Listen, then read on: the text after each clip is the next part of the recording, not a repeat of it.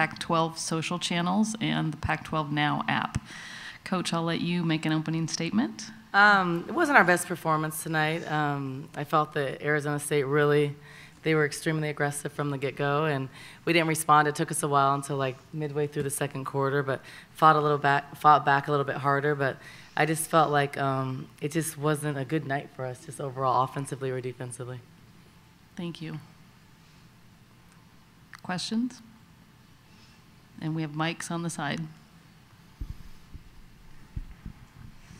Hi, Martina Cisneros from Pac-12 Network. I was wondering, what does it mean to a team having a senior like Julia Bennett on? Like, what does it mean to you guys on the team? We're gonna miss her a lot. I've only been fortunate to coach Julia for 2 years.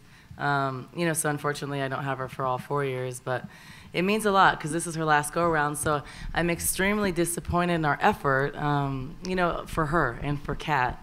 Having a 5th year and having Julia, it's their last game. So, I expected a lot more energy. I expected more fight and enthusiasm. And we just didn't have that tonight, and I don't know why. But it looks like our minds were all on spring break. But in this program, in the future, our minds won't be on spring break, I'll tell you that right now. And we will come to the Pac-12 tournament, and we will fight, and we will compete, and we will show a lot more heart than we showed here, and that's a guarantee. Right here in the front. Dylan Carter, Blaze Radio. So I know it's pretty fresh, but do you have any things, like any reflections on this conference season that you're going to take away heading into the offseason? Well, the first thing is that Rome wasn't built in a day. I know that's cliche, but it's a process. I came to my alma mater for a reason. That's to build a championship program. And I'm doing that, but it takes time. So I think that I've learned patience. I've learned just focus on the bright spots, the small things, and other things will come. Not look too far ahead. But it's been a hard season. I don't think in my career I've ever only won 2 conference games or 6 games overall. So as a competitor, it's extremely difficult. But I think the bright things for me and the optimism comes from having great freshmen like Sam Thomas, Marley Kiles, and something to build upon the future, and then having a top class in the country next year. We have the number 4 class in the country.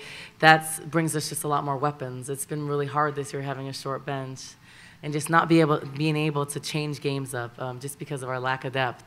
But the bright things are Sam Thomas, making all freshman team, and her playing out of position but having a stellar freshman year and getting a lot of experience, putting her in tough situations where she's uncomfortable, where she can grow. That's definitely a bright spot, and same with Marley. So they'll help us a lot when we have 8 new players for next year, possibly 9. So that's a lot of players, but with her experience and with Marley's, I think they can really help us and contribute next year. Anything further? One more. Hi, Sam. For your first Pac-12 tournament, what was it like playing on a bigger stage? We didn't come out with heart as I wanted to. The excitement was there. We just didn't do justice to what we should have and could have done. But it's a great experience. Everyone's around there cheering you on. We get an amazing place in Seattle. It's just a great experience overall. Yeah, I think we'll close on that. Okay, Thank you. Thank you.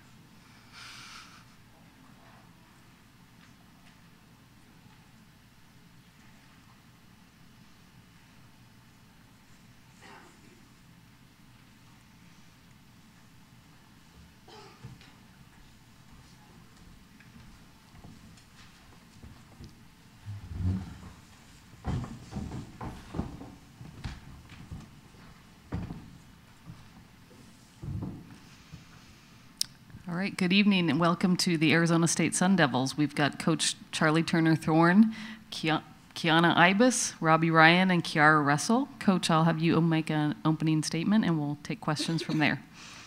Sure. Well, I think everybody in this room knows, I mean, the crosstown rivalries in the Pac-12 are super intense, and anything and everything happens. Anything and everything happens in March. And so, you know, we were very locked in to know that, you know, we really, really need to be ready for this game. And besides a 4 or 5 minute stretch in the second quarter, I thought it was a great team win. I loved our energy, loved our effort, balanced scoring, you know, really, really locked in defensively, had some great help side. Picked it up in the second half on the boards, really controlled the boards in the second half. So I'm really proud of this team. I mean, this team, you know, when Sabrina Haynes got hurt, and you know, we didn't have a deep roster anyway, and no seniors and stuff. You know, they just pulled together and said, no, we're still going to have a great season. So excited to be back for another day. Excited to play Oregon State again. We've had 2 great kind of epic battles with them, so that's going to be really fun. And appreciate all the Pac-12 and the Pac-12 Network does to make this experience really special for all of us. Thank you, Coach. And please use your name and which outlet you're from for questions, and we've got microphones on both sides. Questions? Front? There. Dylan Carter, Blaze Radio. So the Bigs had a really strong performance tonight, very efficient. Kiana, Charnay, and Sophia all logged a lot of points, shot very efficiently. So what did you see from them tonight, and how do you think that's going to impact tomorrow's game? How are they going to be utilized? Well, I mean, I think, and they have consistently had good games. You know, U of A is obviously undersized, and they went to a really small lineup towards down the stretch of the game, and I, you know, credit our guards for taking advantage of getting them the ball. But I also like the fact that, you know, Kiki, Riley were attacking the rim, you know, attacking their on-ball screening defense, and, you know, we really kind of had balanced scoring where it wasn't just get the ball to Key. You know, so honestly, I think of all the games that we've had, we were a little bit more balanced in this one. But, you know, I mean, that was the advantage. I mean, we don't have size. They're about the only team that we do have size on that we've played this year. So we did do a good job of taking advantage of it. In the front row. Carson Field, Devils in Detail. Eva came in and made some good contributions late in the game, scored a couple buckets. What can she do for the team as postseason play continues? Well, that's a great question. I mean, Eva's been working really hard. She's got the fitness level to play now. You know, it's just kind of a readiness thing. We didn't get quite as much game experience. Obviously, our post game is really strong, and we have a 4-player rotation, 4-post rotation, and you know, they've been playing really well all year long. But she obviously is a difference maker with her size, and you see how she goes in and just buries people. And we had a great talk going into postseason. It's like March. It's, you know, be ready. Be ready. She's ready. She's ready to help. So we'll be looking for opportunities for her to help us. Middle row. Josh Zachlis, State Press. You guys seemed really dominant defensively. Was there a specific focus, specific strategy you guys took into the game? Oh, we took the same strategy that we did the other 2 games, really, is take away their threes, keep them in front of us, and, you know, just when we do that and they put their head down, I mean, just play really good team defense and don't bail them out, you know, not try to put them on the free throw line. I thought we did a great job of that.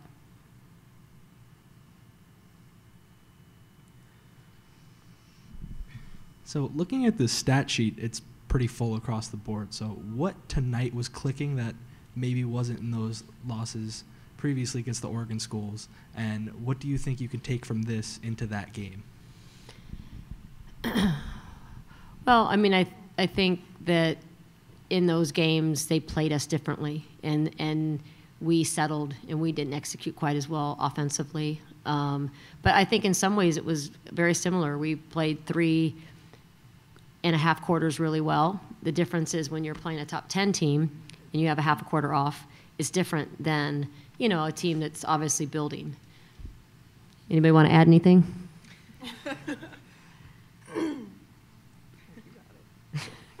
She covered it. Yeah, she basically got it. Front row here on this side. Sam Fracaro, Devils of Detail. Kiara, you had a big game today. What was working for you and for the guards in particular tonight?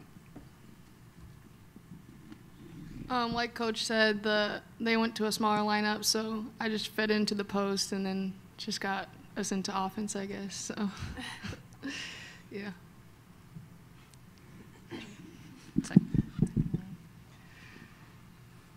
So, to any of the players, how did you guys take that defensive presence, allowing 2 points in the first quarter, and turn it into the offense that you guys put on for the rest of the game? We knew we had to jump on them first, and we always emphasize, being the more aggressive team and rebounding early, and so we just decided, we knew we had to get into the post because it's kind of a mismatch in there, so we kind of tried to take that advantage of that and just tried to jump on them first. And we did. Scotty Gange, Devils in Detail. Coach, what was your message to the team after the first quarter when you guys really just kind of dominated all phases of the game? Whatever it wasn't very good.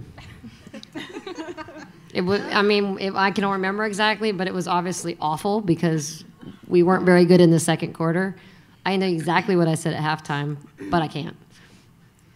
No, I'm just kidding. No, say it. I think you should say it. I went in there and they, they knew, like, stop it, stop letting up, stop not playing hard every possession, and I thought we had a fantastic second half. But yeah, whatever it was, it's not worth repeating because it just wasn't pretty. Yeah, no, it wasn't our best. No.